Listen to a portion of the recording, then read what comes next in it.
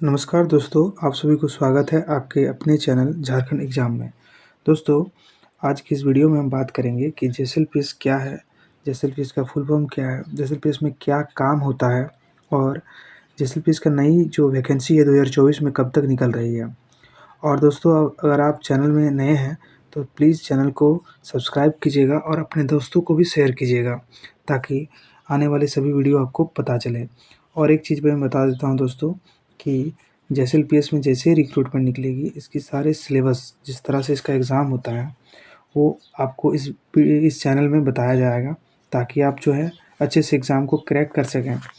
क्योंकि मैं जेएसएलपीएस का पूर्व कर्मी हूँ। मेरा पिछले वीडियो में आपने देख चुका है, आपको मैं प्रूफ भी दिखाया था मेरा कि मैं 6 मंथ तक कार्य करने के बाद इसमें जॉब छोड़ा हूँ।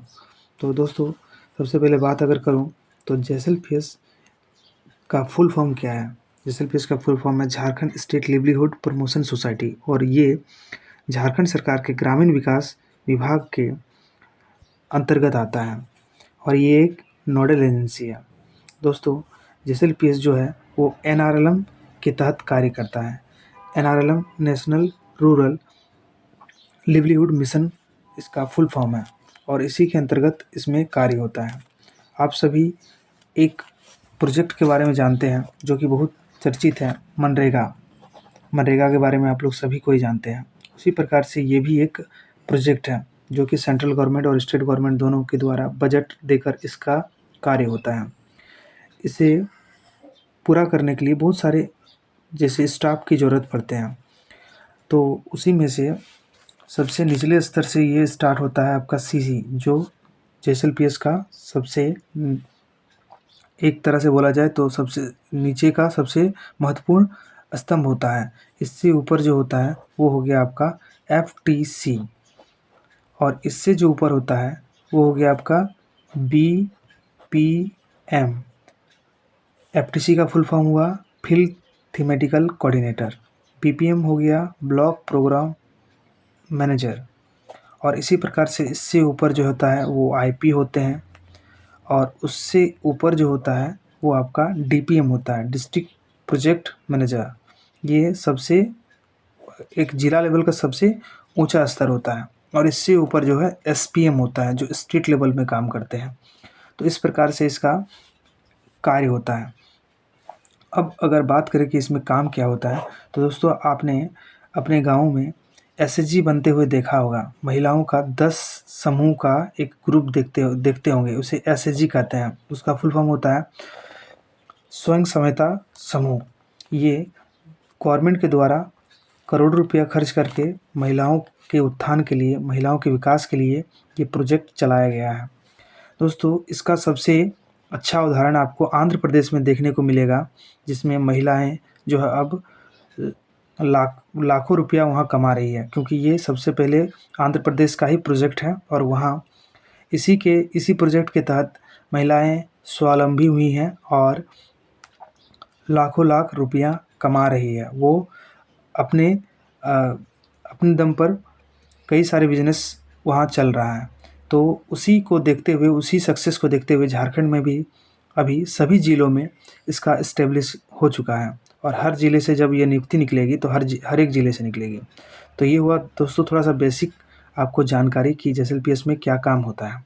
तो इन्हीं एसएचजी के जो महिलाएं होते हैं उन्हें आप जब इसमें जॉब कीजिएगा तो उन्हें आपको दीदी का कर पुकारना पड़ेगा और उन्हें हर तरह से, जैसे कि भी जो भी उनसे नहीं हो पाता है, जैसे कि आप उनका अकाउंट ओपनिंग और उसके जो ऋण आता है यानी लोन आता है, वो सरकारी दर पर लोन मुहैया किया जाता है बैंक में। तो जो भी कठिनाई होता है वो सारा कार्य सीसी को करना पड़ता है और उससे अगर कोई दिक्कत हो तो उसे बीपीएम, उसमें उनको एक उच्च अधिकारी होते हैं और उन्हें निर्देश दिया जाता है और आपको हर एक अधिकारी के नीचे काम करके सीसी जो पोस्ट होता है वो फ्रेशर होता है। सबसे पहले तो मैं बता दूं कि अगर जितने लोग हैं जो इस जॉब को पाना चाहते हैं और वो उनके पास एक्सपीरियंस नहीं है तो आप सीसी के लिए ही अप्लाई कर सकते हैं, क्योंकि इसमें फ्रेशर रहता है।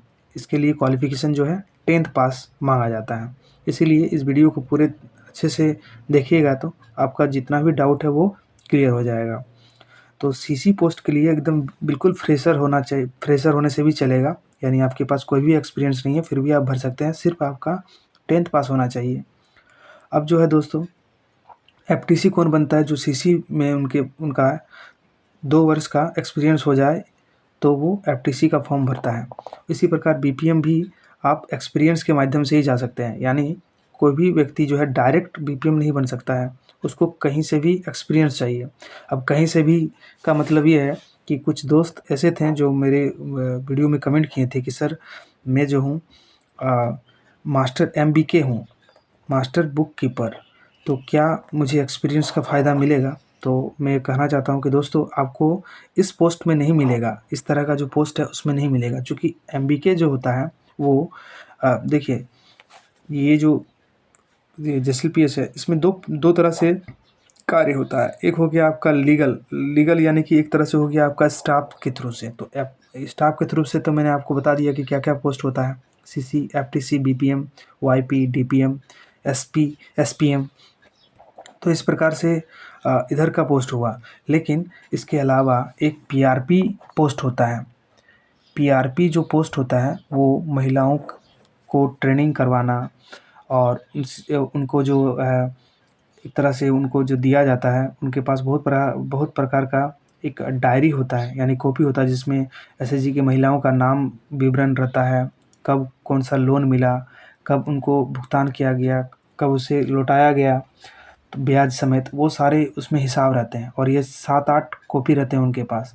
तो इस प्रकार के जितने भी संसाधन का मुहैया कराना हो वो पीआरपी द्वारा किया जाता है, जो सीसी के सहायक होते हैं, और उन्हीं के द्वारा महिलाओं में से ही एक एडब्ल्यू चुना जाता है। एडब्ल्यू मतलब होता है एक्टिव वुमेन, और उसी के अंतर्गत हर एक समूह में, यदि कोई समूह में पढ़ी लिखी महिला नहीं हो तो एक एमबीके होता है, जो कि सभी की जो कॉपियाँ होती है उसे अच्छे से लिखते हैं, उन्हें अच्छे से गाइड किया जाता है, क्योंकि अगर कॉपियाँ अच्छे से लिखी नहीं होंगे तो उसे बैंक में एक्सेप्ट नहीं किया जाता है। इन्हीं कॉपियों का बहुत अहमियत रहता है जेएसएलपीएस में, तभी जाकर आगे उन्हें ऋण मुहैया किया जाता है। तो एमबीके जो होता है वो एक आपका आउटर पीआरपी के जो थ्रू से होता है उसमें आता है। इसीलिए आपको सीसी पोस्ट या तो एफटीसी, बीपीएम, वाईपी, इसमें आपका एमबीके का कोई भी एक्सपीरियंस आपको काम नहीं देगा। हाँ, एमबीके के थ्रू से आप उस डिपार्टमेंट में आगे जा सकते हैं, मतलब जेएसएलपीएस का जो दूसरा है आपका पीआरपी के सोर्सेज से, उसमें आप आगे बढ़ सकते हैं।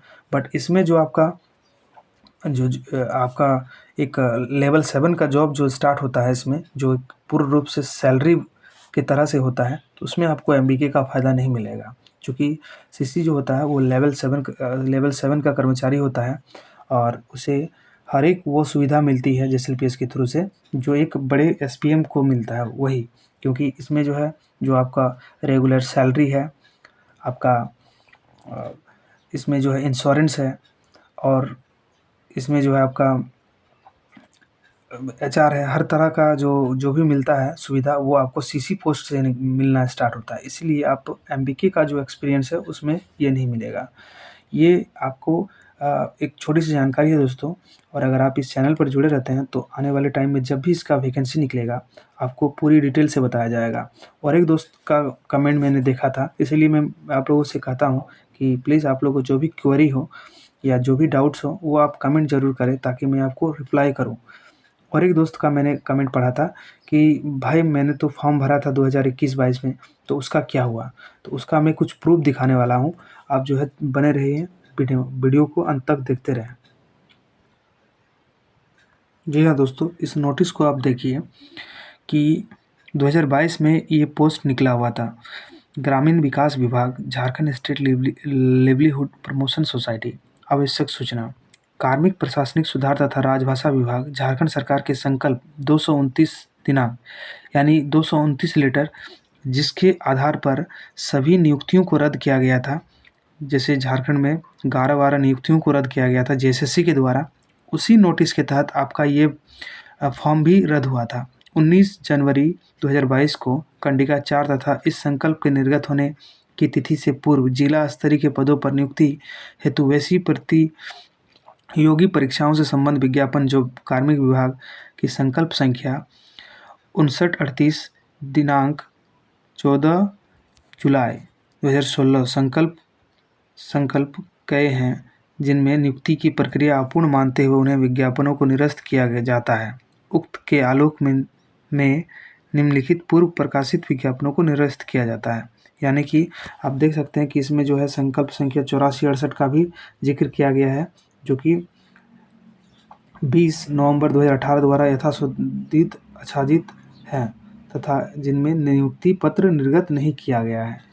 तो इसी नोटिस के तहत आप देख सकते हो कि आपका जो विज्ञापन संख्या था, प्रखंड इकाइयों में सामुदायिक समन्वयक यानी कि सीसी और फील्ड थीमेटिकल कोऑर्डिनेटर के बैकलॉग पदों पर संविदा के आधार पर नियुक्ति को भी रद्द किया जाता है और जिला एवं प्रखंड इकाइयों के सहायक स्तर पर बैकलॉग पदों पर संविदा के आधार पर नियुक्ति को भी ये विज्ञापन को रद्द किया जाता है। जिला तथा प्रखंड निकायों में लेखा प्रभाग बैकलॉग पदों पर भी संविदा के आधार पर नियुक्ति को रद्द किया जाता है।